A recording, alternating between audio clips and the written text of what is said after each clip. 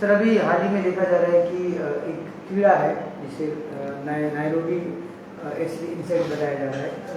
क्या आपको जानकारी साझा करना चाहेंगे इसके बारे में?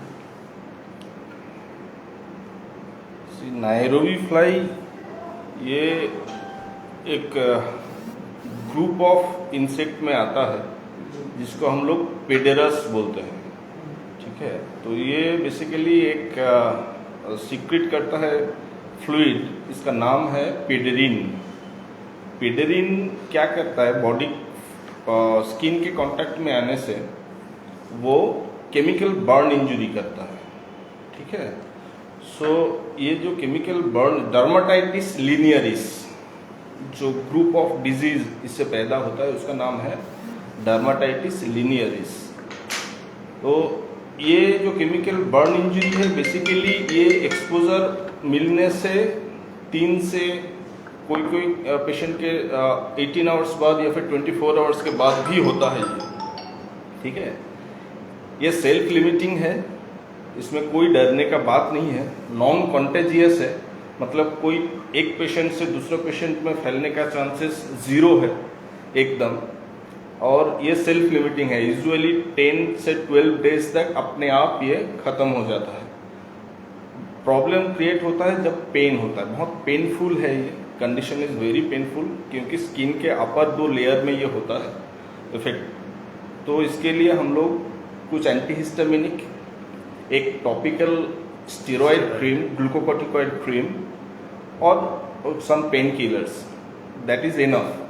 कुछ पेशेंट के लिए सेकेंडरी इन्फेक्शन रोकने के लिए हम लोग एंटीबायोटिक्स देते हैं, अदरवाइज इट इज नॉन वीरुलेंट, कोई प्रॉब्लम ज़्यादा क्रिएट नहीं करता है।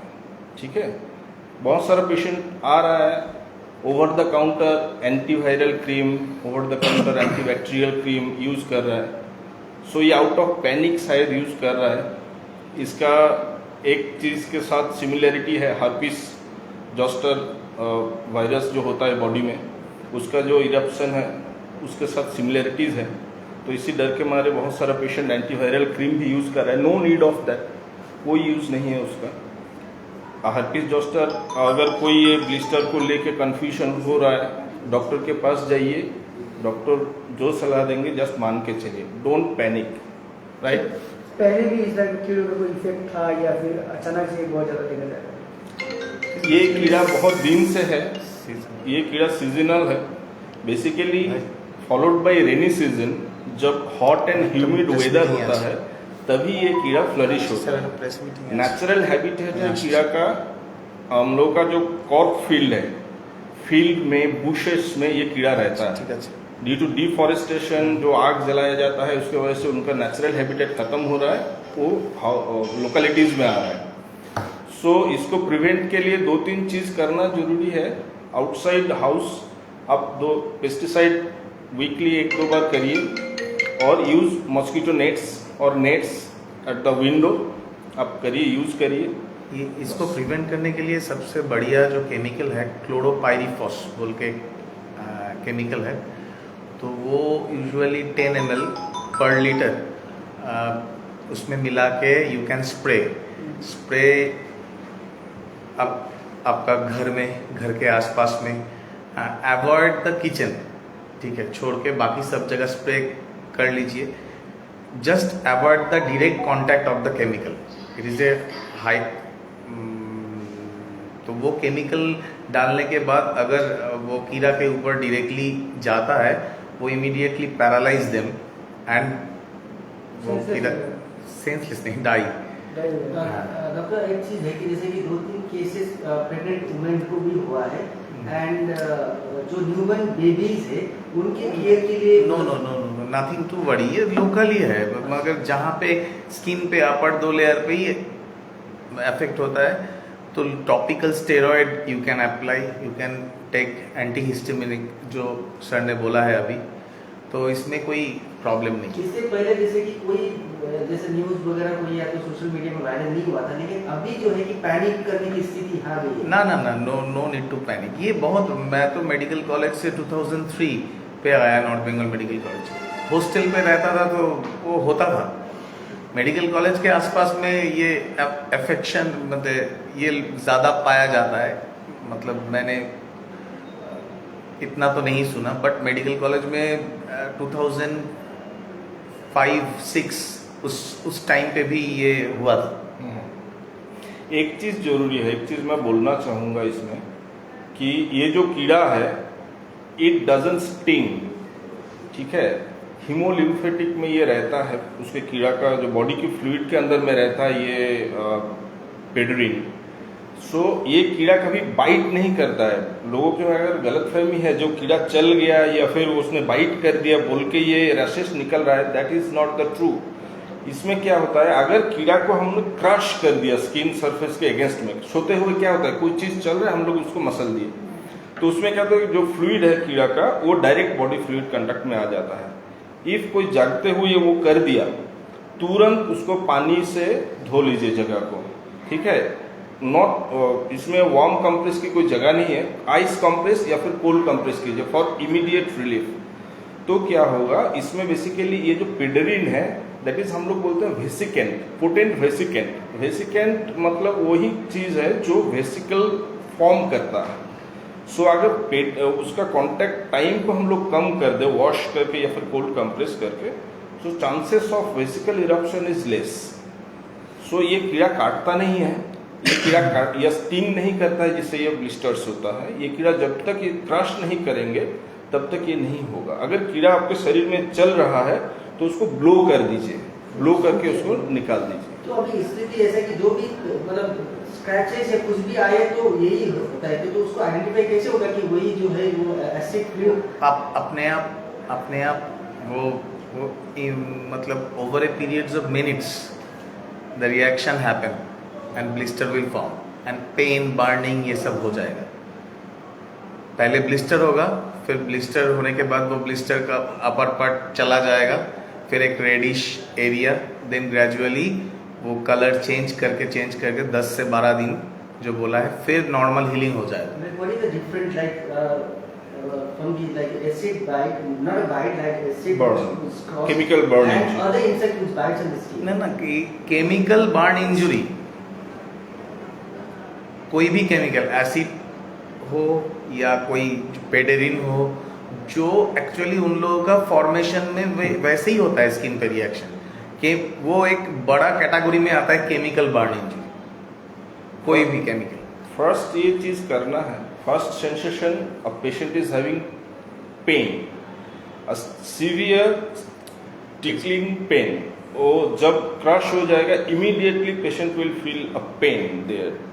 तो जैसे शार्प पेन फील होगा, बर्निंग एंड पेन, आप वॉश करिए उस जगह को, तब तक आप डिफरेंशिएट नहीं कर पाएंगे either it is chemical burn injury और एनी अदर इंसेक्ट बाइट।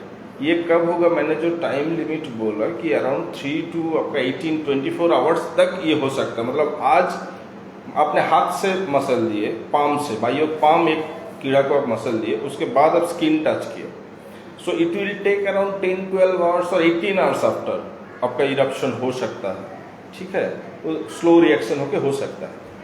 सो जब इरप्शन होगा, अगर केमिकल कांटेक्ट में आता है, definitely you will have got that eruption, and for treating that just only 3 things you need to do: cold compress, topical steroid and oral antihistamine. Sometimes in very rare cases अगर आंख में जाता है, ये बहुत अनफॉर्चुनेट है, कोई patient का आंख में भी हो रहा है, ये अगर आंख में होता है तो some drops are there, artificial tear drops are there, वो हम लोग यूज करते हैं, नथिंग मच।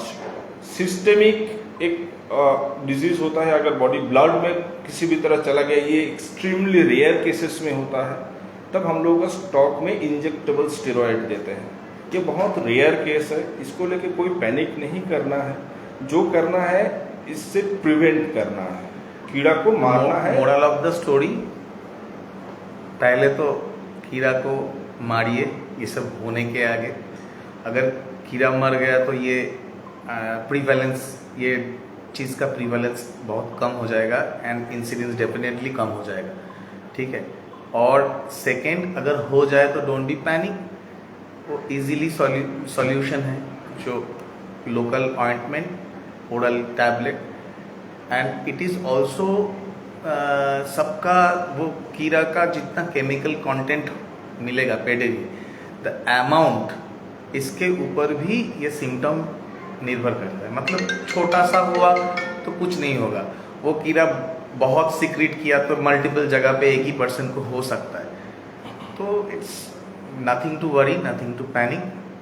सर आपने कुछ बताया जिसके थ्रू उसको दूर रखा जा सकता है। क्लोरोपाइरीफॉस बोल के एक केमिकल है, तो ये 10 ml पर लीटर ये मिलता है, हाँ जहाँ पे एंड पेस्ट कंट्रोल डिपार्टमेंट, अगर आप इन डिपार्टमेंट के साथ कांटेक्ट करो तो मिल जाएगा। जैसे मेरा हॉस्पिटल में भी ऑल्सो ये पेस्ट कंट्रोल डिपार्टमेंट आके ऑलरेडी करता ही है, हर एक हॉस्पिटल। ये तो रिसेंटली फिलहाल हुआ, बट वो चीज़ से ये काफ़ी सारा डिफरेंट टाइप का इंसेक्ट्स, हाँ वो सब चला जाता है। तो सर ये स्प्रे कहीं भी करेंगे उसका इफेक्ट कितने देर तक रहता है? यूजुअली 1 वीक तो रहता है, 1 वीक 15 डेज ऐसा रहता है। और ये तो सीजनल, ये एनी टाइम एक बार करने से शायद आपको करना ही नहीं पड़े। ये बहुत इंपॉर्टेंट है, ये नॉन कॉन्टेजियस है। आदमी में ये डर होना नहीं चाहिए कि एक किसी का निकला है हम छू देंगे तो मेरा भी हो जाएगा। ये नॉन कॉन्टेजियस है, इसमें एक आदमी से दूसरा ये जाता नहीं है। और जैसे उन्होंने एक सवाल पहले पूछा कि ये पेशेंट का जो निकला है वेसिकल दूसरा कीड़ा काटने से भी निकलता है, उसमें जो मॉलिक्यूल होता है वो थोड़ा अलग है, कैंथेरिन बोलते हैं उसको, वो लेस सीवियर है। बहुत सारे कीड़ा होता है जो काटने से थोड़ा बहुत ब्लिस्टर्स हो जाता है, वो बहुत लेस सीवियर है, उसमें उतना ज़्यादा पेन भी नहीं होता है, इतना ब्लिस्टर्स नहीं होता है। लेकिन एक चीज़ है बोलना चाहूँगा, अगर ब्लिस्टर हुआ, कोई भी कन्फ्यूजन हुआ, please go to the doctors. Doctor देखेंगे, उनको ये डिफरेंशिएट करना है कि ये इंसेक्ट बाइट है और केमिकल बर्न इंजरी है और एनी अदर वायरल वेसिकल्स है like herpes zoster. So doctors are the best judge to differentiate among them. Please go to doctors if you have that skin eruption and you will be fine. Okay. Thank you.